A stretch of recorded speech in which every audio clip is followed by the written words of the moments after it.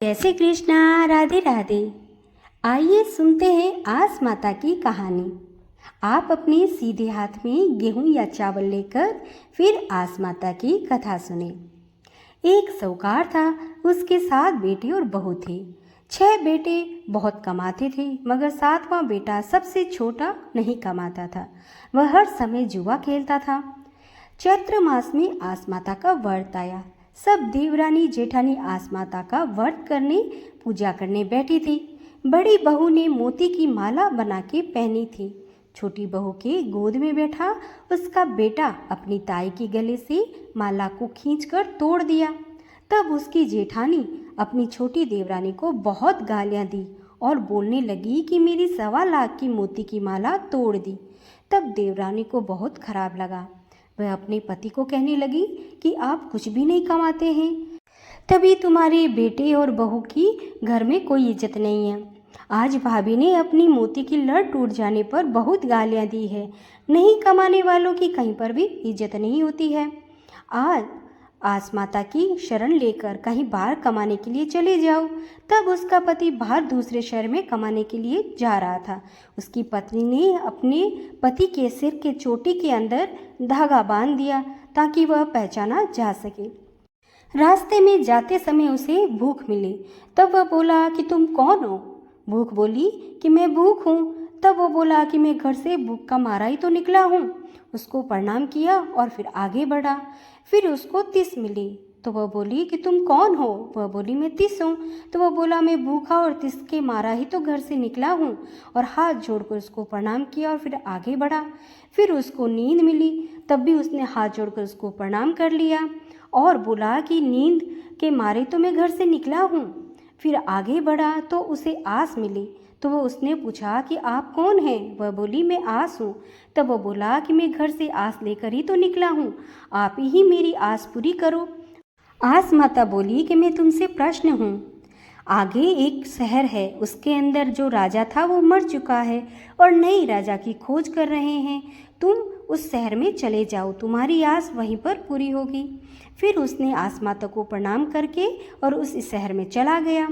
उस नगर के राजा की मृत्यु होने के बाद वहाँ के मंत्री और नगरवासी राजा की खोज कर रहे थे कि नया राजा कैसे बनाए और किसको बनाए। उन्होंने एक हथनी का चयन किया और फिर हथनी के सूंड में माला डाल दी और कहा कि जब हथनी किसी को भी माला पहनाएगी वही हमारा राजा होगा। तब वहाँ साहूकार का बेटा भी पहुँच गया और हथनी ने उसके गले में माला पहना दी। तभी सभी नगरवासी बोलने लगे कि हथनी का निशाना चूक गया है और साहूकार के बेटे को सबसे पीछे खड़ा कर दिया। फिर हथनी घूमती घूमती उस साहूकार के गले में फिर से माला डाल दी। सब लोग कहने लगे कि हथनी फिर से चूक गई है। फिर साहूकार के बेटे को उस नगर से बाहर निकालकर दरवाज़ा बंद कर दिया।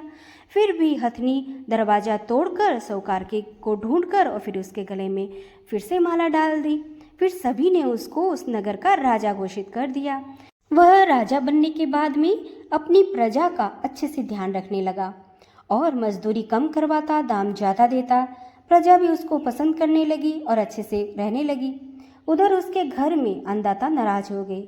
उनकी आर्थिक स्थिति बहुत खराब हो गई। उनको खाने के लिए भी कुछ नहीं मिल रहा था। तभी सभी लोगों ने कहा कि पास वाले नगर में नया राजा बना है, वो बहुत ही मजदूर कम करवाता है और उसका दाम ज़्यादा देता है। आप सभी क्यों न वहीं चले जाओ। तब सभी परिवार वाले उस नगर में चले गए और पत्नी भी थी साथ में। जब सब परिवार वाले महल पहुँचे तब वह समझ गया कि उसका परिवार आया है। तब वह अपने मंत्री को बोलकर सभी को अच्छे काम पर रखवा दिया। अपने पिताजी को उसने बही खाता का काम दिया, अपनी माताजी को सेवा पूजा का, भाभीयों को रसोई का काम दे दिया और अपने भाइयों को राज्य का अलग अलग पद देकर उनको कार्य सौंप दिया और अपनी पत्नी को मालिश के लिए काम पर रख दिया। पत्नी बहुत डर गई थी कि वह पराये पुरुष को कैसे मालिश करे। तभी उसकी सास ने कहा कि राजा का हुक्म है, आदेश है, वो तो मानना पड़ेगा, इसलिए तू चली जा। तब वह घबराई हुई अपने पति के पास। वह राजा बने हुए अपने पति को पहचान न सकी। अपने पति के सर में तेल लगा रही थी। उस बंधी हुए धागे को देखा तो वह रोने लगी। उसकी आंखों से आंसू बहने लगे जो कि राजा के पीठ पर गिरे। राजा ने कहा कि क्या बात है, तुम रो क्यों रही हो? तब वह बोली कि मैंने अपने पति के बालों की चोटी में ऐसा ही धागा बांधा था, न जाने वह कहाँ होंगे, कैसे होंगे। इसे देखकर मुझे रोना आ गया। तब राजा बने हुए उसके पति ने कहा कि मैं ही तुम्हारा पति हूँ। फिर उसने अपनी पत्नी को सारी बात बताई कि कैसे आसमाता ने उस पर कृपा बरसाई। फिर उसने अपने परिवार को सारी बात बताई। सभी बहुत खुश हुए। कुछ दिन बाद आसमाता का व्रत आया। सवकार की पत्नी ने कहा कि मैं आसमाता का आचमन करूंगी। तब सभी देवरानी जेठानी मिलकर आसमाता की पूजा करने बैठे। बड़ी जेठानी ने मोती की माला पहनी थी।